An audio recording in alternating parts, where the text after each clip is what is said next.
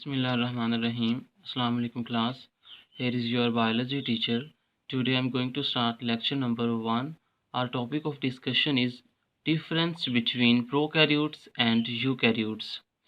इसमें सबसे पहले तो हम इसी को डिस्कस करते हैं। डिफरेंस का मतलब क्या होता है, यानी सेपरेशन करना, मुख्तलिफ बिटवीन दरमियान प्रोकैरियोट्स एंड यूकैरियोट्स। ये दोनों के दोनों जानदार हैं, प्रोकैरियोट्स भी जानदार हैं, यूकैरियोट्स भी जानदार हैं। मैंने लिखा हुआ है लिविंग ऑर्गेनिजम्स, दोनों के दोनों ही जानदार हैं।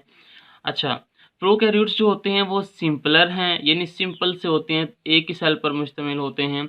जबकि यूकैरियोट्स की बात करें तो ये कॉम्प्लेक्स होते हैं, बहुत पेचीदा होते हैं। जैसे कि पहले भी आपको बताया हुआ है कि प्रो का मतलब होता है बिफोर, यानी पहले, और कैरियोट जो है ये एक वर्ड कैरियन से निकला है, इस कैरियन का मतलब है न्यूक्लियस। इट मीन ये वो कंडीशन है जब न्यूक्लियस जो है ना वो प्रॉपरली मौजूद नहीं है, बिफोर न्यूक्लियस, न्यूक्लियस से पहले वाली हालत है। यानी ये ऐसे वाले ऑर्गेनिजम्स होते हैं जिनमें फिर प्रॉपर न्यूक्लियस नहीं पाया जा रहा होता। जबकि दूसरी साइड पर हम बात करें अगर यूकैरियोट्स की, तो ये भी दो अल्फाज हैं। एक है यू का मतलब है ट्रू, यानी बिल्कुल सही, सच्चा। और दूसरा वही बात कि कैरियोट जो है वो कैरियन से निकला है, और कैरियन का मतलब होता है न्यूक्लियस। इट मीन ये ऐसे वाले ऑर्गेनिजम्स होंगे जिनके सेल में प्रॉपरली न्यूक्लियस पाया जाएगा। यानी बेसिकली जो मेन डिफरेंस होता है वो ये होता है कि इधर जो है न्यूक्लियर इन्वेल्प नहीं प्रॉपरली पाया जा रहा होता, और इधर जो है वो न्यूक्लियर इन्वेल्प भी प्रॉपरली पाया जा रहा होता है। अब इसके अलावा भी काफ़ी सारे डिफरेंसेस हैं प्रोकैरियोट्स और यूकैरियोट्स में। आपको पता है कि प्रोकैरियोट्स सारे के सारे जो हैं वो यूनिसेलुलर होते हैं, और किंगडम मोनेरा जो आपने पढ़ रखा है, किंगडम मोनेरा में सारे के सारे जो भी ऑर्गेनिजम्स आते हैं, यानी बैक्टीरिया जो होते हैं वो प्रोकैरियोट्स हैं।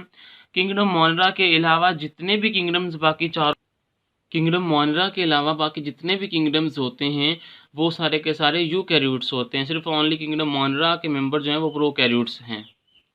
अब इसके अलावा भी इनके दरमियान काफ़ी सारे डिफरेंसेस हैं जिनको हम बारी बारी डिस्कस करते हैं। सबसे पहला डिफरेंस ये है कि prokaryotes do not have prominent nucleus. Prokaryotes जो होते हैं उनके सेल में वाज़ेह तौर पर क्लियरली न्यूक्लियस नहीं पाया जा रहा होता। बेसिकली उनका न्यूक्लियर मटेरियल तो पाया जा रहा होता है, लेकिन न्यूक्लियर इन्वेल्प नहीं पाया जा रहा होता है। यानी जो मेम्ब्रेन के अंदर कवर्ड होता है ना न्यूक्लियर मटेरियल, वो मेम्ब्रेन नहीं इनमें होती, बाकी न्यूक्लियर मटेरियल ज़रूर पाया जा रहा होता है।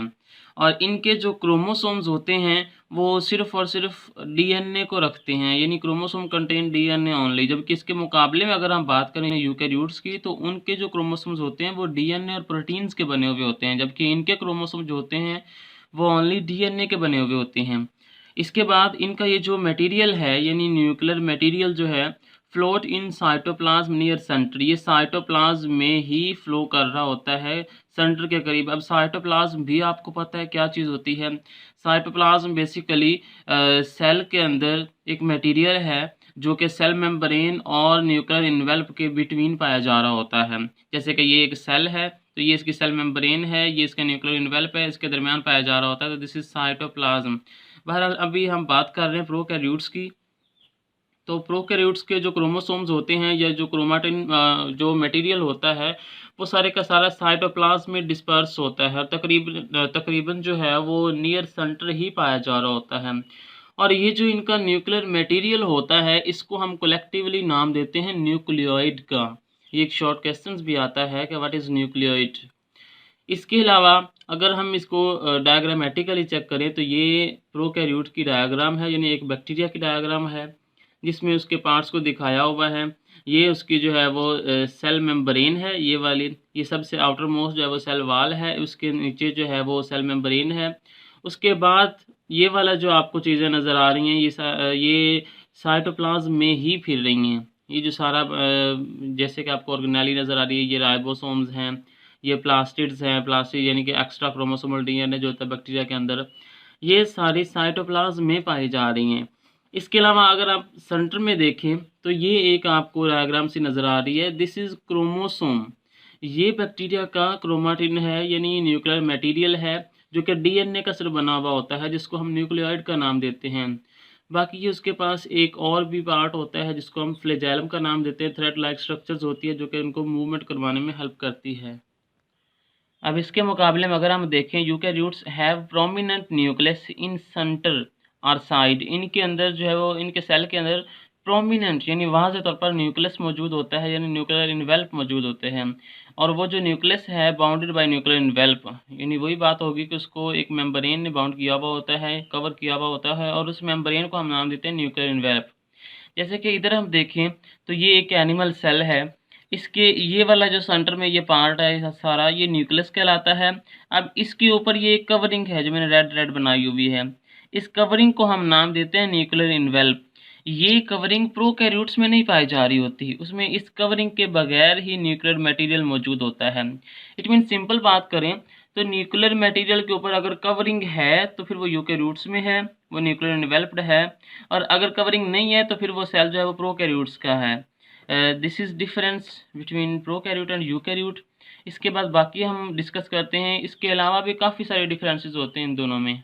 जी क्लास, तो हम डिस्कस कर रहे थे difference between prokaryotes and eukaryotes. एक हमने डिस्कस कर लिया था। नेक्स्ट हम देखते हैं, prokaryotes do not have membrane bounded organelles such as mitochondria, Golgi apparatus, endoplasmic reticulum. जो प्रोकैरियोट्स के सेल होते हैं इनके अंदर डबल मेम्ब्रेन ऑर्गेनेलिज भी नहीं पाई जा रही होती। जो कि आपने डबल मेम्ब्रेन ऑर्गेनेलिज क्या होती हैं और डबल मेम्ब्रेन ऑर्गेनेलिज क्या होती हैं, ये प्रीवियस चैप्टर्स में आपने अच्छे से डिटेल में इसको डिस्कस कर लिया है। तो प्रोकैरियोटिक जो सेल होते हैं उनमें mitochondria, Golgi apparatus, endoplasmic reticulum, ये वाली ऑर्गेनेलिज नहीं पाई जा रही होती। जबकि इसके मुकाबले में अगर हम बात करें यूकैरियोट्स की, तो कंपैरेटिवली इसमें हम देखते हैं कि जो ऑर्गेनेलिज होती हैं डबल मेम्ब्रेन ऑर्गेनेलिज जो होती हैं, जैसे कि माइटोकॉन्ड्रिया है, गोल्जी एपरेटस है, एंडोप्लाज्मिक रेटिकुलम है, ये पाई जा रही होती हैं। नेक्स्ट अगर हम डिफरेंस की बात करें तो राइबोसोम साइज की हम बात करेंगे। प्रोकैरियोट्स और यूकैरियोट्स का जो राइबोसोम साइज होता है वो किस तरह से डिफरेंस उसमें पाया जा रहा होता है। तो ribosome size of prokaryotes are smaller as compare to eukaryotes. Ribosomes के जो साइज होते हैं, प्रोकैरियोट का जो राइबोसोम्स होते हैं उनका साइज छोटा होता है कंपैरेटिवली यूकैरियोटिक सेल से। जबकि इधर हम बात करें तो वही बात उसके ऑपोजिट हो जाएगी। Ribosome size of eukaryotes are larger than prokaryotes. Prokaryotic जो राइबोसोम्स होता है उसके कंपैरेटिवली अगर हम बात करें यूकैरियोटिक राइबोसोम्स की, तो वो बड़े होते हैं, तकरीबन 10 टाइम्स वो लार्जर होते हैं। तो राइबोसोम्स की अगर हम बात करें तो ये तो सिंपल सी बात है कि ये ऑर्गेनेली है एक, जो कि प्रोटीन फैक्ट्री होती है, जो दोनों में पाई जा रही होती है, प्रोकैरियोट में भी और यूकैरियोट में भी। जब जस्ट इनके जो है वो साइज का डिफरेंस होता है। नेक्स्ट हम बात करते हैं जो प्रोकैरियोटिक सेल है उसके साइज की। पहले हमने बात की है ओनली उनके राइबोसोम के साइज की, अब हम बात करेंगे पूरा जो सेल होता है उसके साइज का डिफरेंस क्या होता है दोनों में। तो प्रोकैरियोटिक सेल्स या prokaryotes are average 10 times smaller than eukaryotic cell. Prokaryotic cell जो होता है वो यूकैरियोटिक सेल से तकरीबन 10 टाइम्स छोटा होता है, स्मॉलर होता है। जबकि इधर हम बात करें तो these are 10 times bigger than prokaryotic cells. ये जो होते हैं यूकैरियोटिक सेल्स, ये 10 गुना प्रोकैरियोटिक सेल से बड़े होते हैं, यानी इनका साइज तो ज़्यादा होता है, 10 गुना 10 टाइम्स ज़्यादा होते हैं ये। नेक्स्ट अगर हम बात करें तो इधर हम सेल वॉल की बात करेंगे। अब सेल वॉल क्या होती है ये भी आप अच्छे से डिस्कस कर चुके हैं। सेल वॉल की बात करें तो all prokaryotic cells have cell walls. तमाम प्रोकैरियोटिक सेल्स जो होते हैं वो अपने पास सेल वॉल रखते हैं। अब उनकी जो सेल वॉल, ये इधर भी सेल वॉल होती है, इधर भी सेल वॉल पाई जा रही होती है। हाँ, इधर कुछ ऑर्गेनिजम्स होते हैं जैसे कि एनिमल्स होते हैं उनमें सेल वॉल नहीं पाई जा रही होती। बहरहाल इसके अलावा हम बात करें तो बाकी मेंबर्स में सेल वॉल पाई जा रही होती है, लेकिन उनकी कंपोजिशन का डिफरेंस होता है। अगर हम प्रोकैरियोटिक सेल वॉल की बात करें तो अगर हम उसकी कंपोजिशन की बात करें तो वो पेप्टाइडोग्लाइकेन की बनी हुई होती है। सेल वॉल तो बेसिकली दोनों तरफ पाई जा रही है, लेकिन जो प्रोकैरियोटिक सेल वॉल होती है वो पेप्टाइडोग्लाइकेन की बनी हुई होती है। पेप्टाइडोग्लाइकेन एक ऐसा केमिकल, एक ऐसा कॉम्प्लेक्स होता है जो कि प्रोटीन और शुगर का बना हुआ है। ये नाम से जाहिर है दो चीज़ें, पेप्टाइडो इट मीन पेप्टाइड बॉन्ड, और पेप्टाइड बॉन्ड आपको पता है कि इसमें पाए जा रहे होते हैं प्रोटीन्स में, अमाइनो एसिड में पाए जा रहे होते हैं, और amino acid are the building blocks of protein. इसके अलावा ये ग्लाइकेन, इसके भी नाम से ज़ाहिर है, यानी ग्लूकोज, कार्बोहाइड्रेट, शुगर।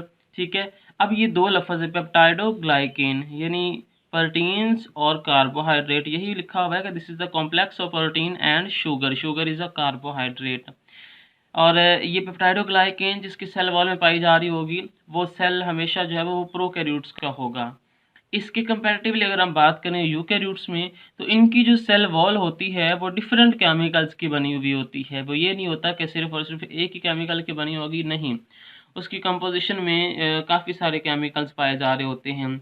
जैसे कि अगर हम बात करें प्लांट सेल की, तो उसकी केमिकल कंपोजिशन में सेलुलोज मेजर जो है वो केमिकल होता है। हालांकि इसके अलावा भी बड़े सारे केमिकल्स होते हैं, लेकिन मेजर जो है ना कंपोनेंट वो सेलुलोज होता है।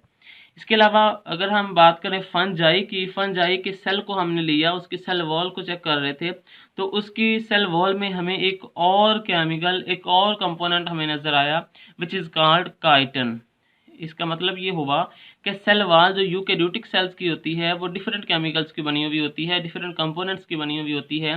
जैसे कि अगर हम प्लांट्स की बात करें तो वहाँ पर सेलुलोज की बनी हुई होती है, और अगर हम फंजाई की बात करें तो वहाँ पर काइटिन की बनी हुई होती है। This is all about our lecture. और ये बच्चों लॉन्ग क्वेश्चन आता है, कभी कभार ही होता है कि ये शॉर्ट क्वेश्चन आ जाए, यानी any two any three differences पूछे हुए होते हैं बिटवीन प्रोकैरियोट्स एंड यूकैरियोट्स। ताहम इसके अलावा जो है ना ये हमेशा से लॉन्ग क्वेश्चन ही चला आ रहा है, इसलिए इसको अच्छे से याद करना है और ऐसे ही याद कर लें जैसे मैंने लिखा हुआ है। बुक से अगर आप ऐसे याद करते हैं तो वो थोड़ा आपको मुश्किल लगेगा। बहरहाल इस तरह से याद करें तो बिल्कुल ईजी वे है और बिल्कुल अच्छा है, इसको कोई भी दुनिया में जो है ना वो रिजेक्ट नहीं कर सकता। This is all about our lecture. अल्लाह हाफिज़।